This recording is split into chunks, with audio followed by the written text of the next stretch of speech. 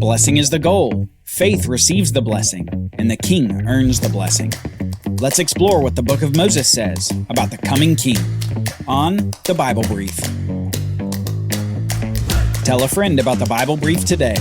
Your recommendation is the motivation your friend needs to learn the Bible in a new way. Tap share on your podcast player and send them your favorite episode.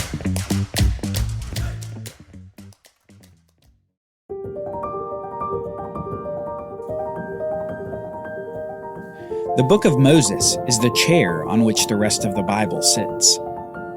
These 5 books within the Book of Moses are all related by common themes and a common narrative setting up the rest of the events of the Bible story. And this Bible story isn't just for entertainment. It has a purpose. It's to tell us what went wrong in the world, why we do evil things, why we have a yearning for something more. It's a story that diagnoses our problem of sin and corruption, points to a future blessing upon the whole world, and tells of a king who is coming to achieve the blessing on behalf of those he loves.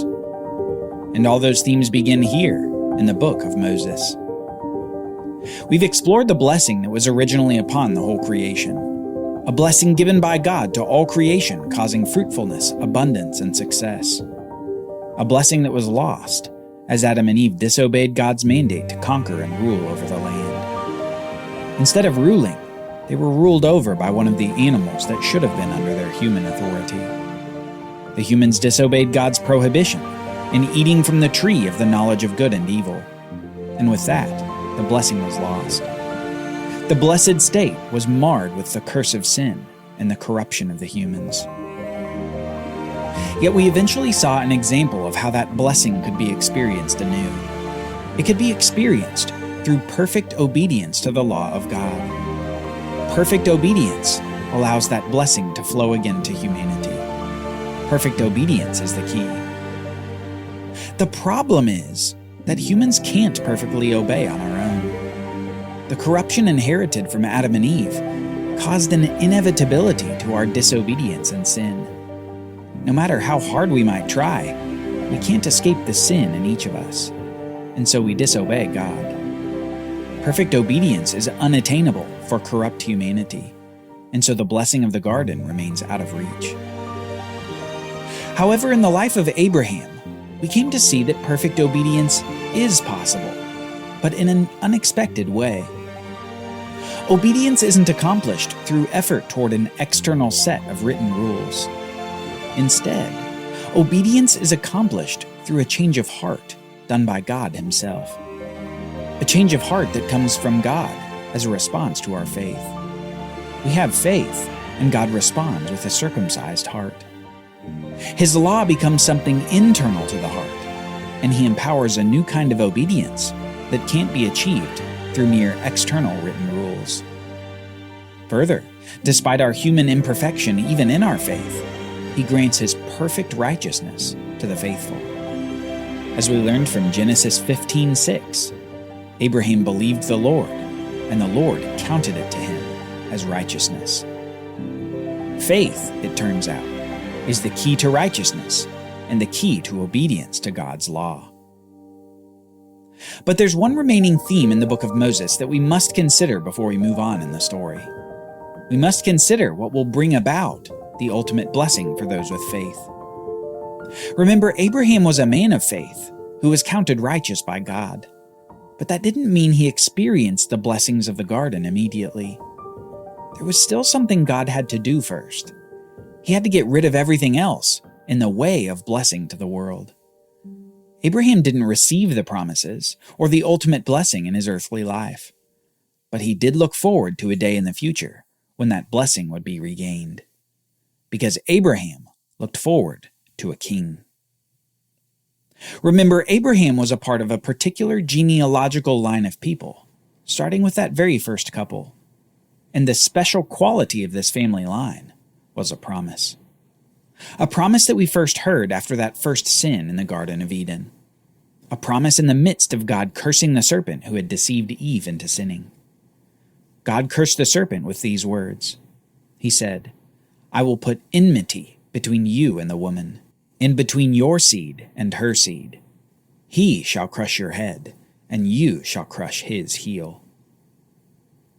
This promise was one for the ages.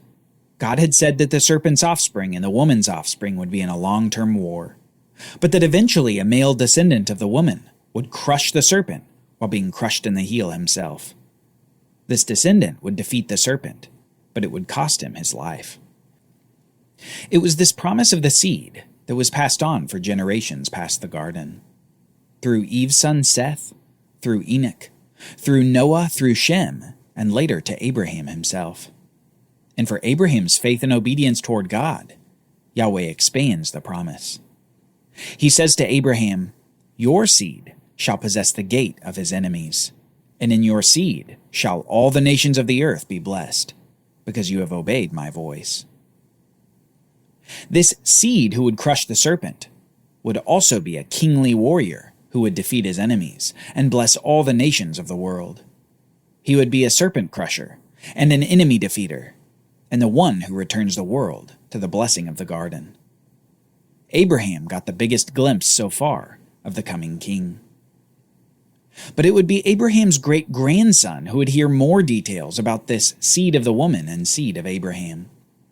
His great-grandson Judah is blessed by his father just before his death, and in this blessing we hear even more about the coming king.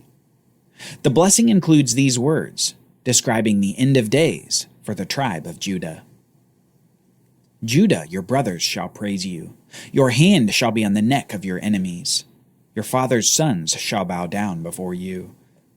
The scepter shall not depart from Judah, nor the ruler's staff from between his feet, until he comes to whom it belongs, and to him shall be the obedience of the peoples." We see that this king, represented by the ruling scepter, will come from the tribe of Judah. We see repetition of the promise to Abraham that this king will defeat his enemies, and that when he arrives on the scene, the nations will be obedient to him. He will be king over Israel, but he will have the obedience of the whole world. Note that as the genealogy of this coming king narrows, the promises and the scope continue to expand. By the time we get to Judah in the narrative, the king will defeat the serpent, defeat his enemies, bless the whole world, be king over Israel, and rule the whole world. Quite a lot of detail in just the first volume of the Book of Moses. Soon, however, we see the Israelite nation's miraculous exit from Egypt, and we see Moses' leadership of the nation through the wilderness and to the edge of the land of Canaan.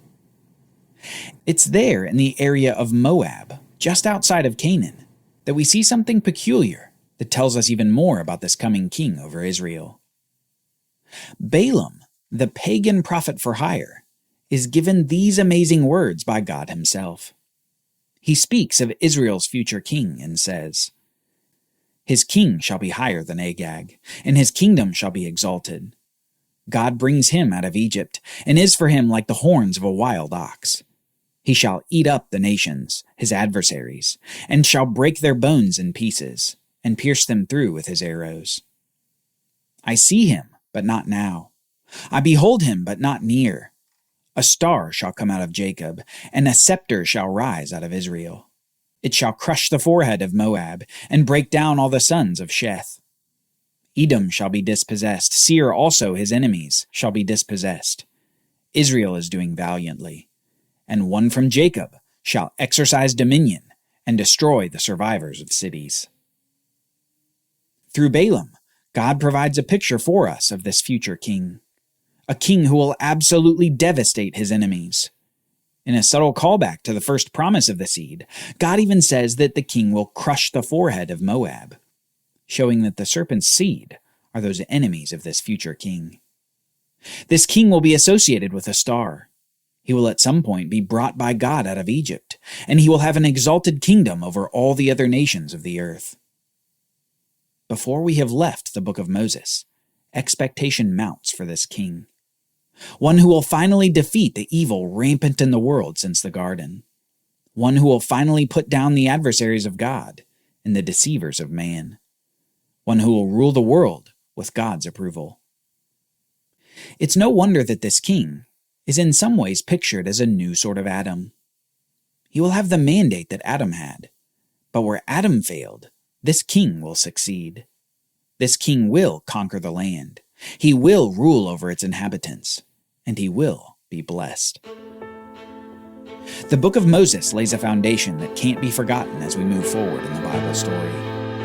As we remember this chair that the Bible sits on, we need to remember the people, places, and events in the right order without missing any key points. But in all this, we especially need to recall 3 big themes from this 5-volume book. Blessing is the goal of the Book of Moses. The bookends of Genesis and Deuteronomy emphasize that to be blessed in the land is the ideal state for humanity. Yet this blessing requires total obedience to God, obedience that neither Adam satisfied, nor would the nation of Israel satisfy in the land. Yet that obedience can be satisfied. It can be satisfied by faith, because through faith, God does heart surgery to write His law on the hearts of people. Hearts that can be obedient to God as they live with God's perfect righteousness applied to them. Faith is the key to righteousness and to obedience. Faith opens the door to blessing.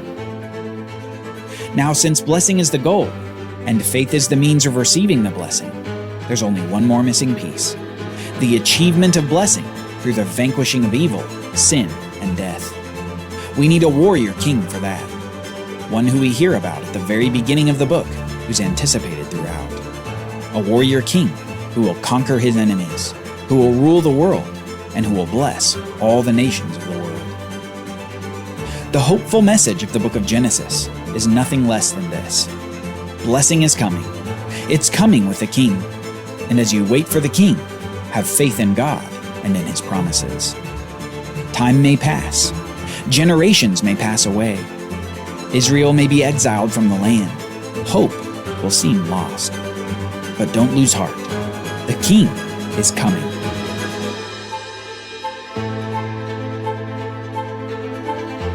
Join us next time as we prepare to enter a new era in the Bible story, an era in the land of Canaan.